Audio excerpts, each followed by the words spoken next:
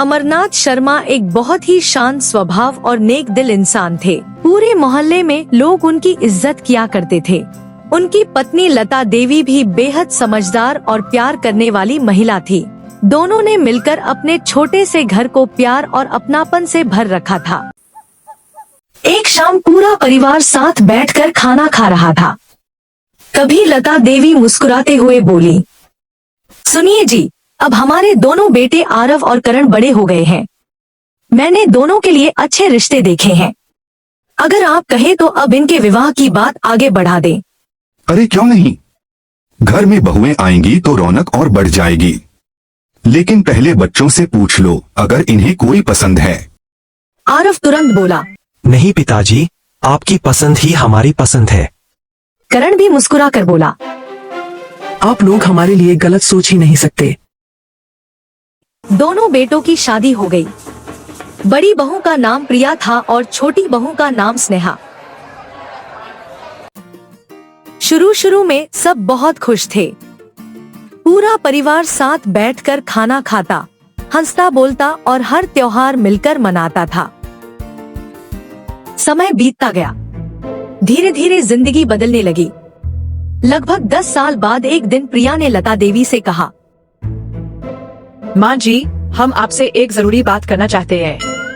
लता देवी ने प्यार से पूछा, क्या बात है बहू? स्नेहा थोड़ी झिझकते हुए बोली, माँ जी, अब बच्चे भी बड़े हो रहे हैं। हम सोच रहे थे कि घर में अलग अलग फ्लोर पर अपने हिसाब से रहने लगे।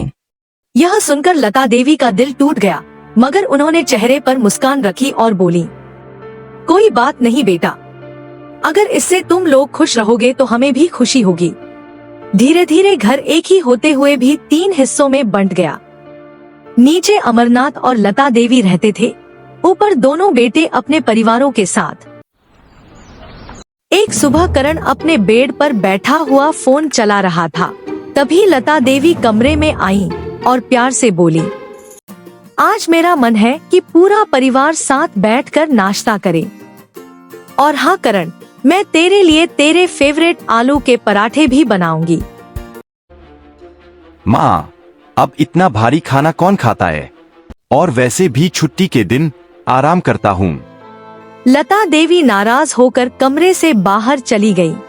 एक रात दोनों पति पत्नी खाने की मेज पर अपने बेटों का इंतजार कर रहे थे। लता देवी बोली, 3 दिन से सोच रही हूँ कि आज सब साथ बैठकर खाना खाएंगे। अमरनाथ धीमी आवाज में बोले, थोड़ा और इंतजार कर लेते हैं। इंतजार करते करते बहुत समय हो गया। अमरनाथ और लता देवी का दिल टूट गया।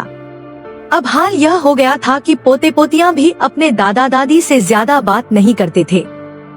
सब अपनी अपनी दुनिया में व्यस्त थे। एक दिन पोता विवान और पोती अन्या ऊपर बैठे अपनी मम्मियों की बातें सुन रहे थे। दोनों बहुएं सास ससुर की आदतों को लेकर शिकायत कर रही थी। तभी विवान बोला, मम्मी, दादा दादी ने ही तो इस घर को बनाया है। अगर आज वो बूढ़े हो गए हैं तो क्या उन्हें प्यार और साथ नहीं मिलना चाहिए? अन्या भी बोली, दादी हमेशा हमारा ख्याल रखती है, हम भी उनका ख्याल रखना चाहिए। बच्चों की बातें सुनकर दोनों बहुएं चुप हो गईं। उसी रात विवान और अन्या ने एक योजना बनाई। अगले दिन दोनों नीचे रसोई में गए और अपने हाथों से मैगी बनाई।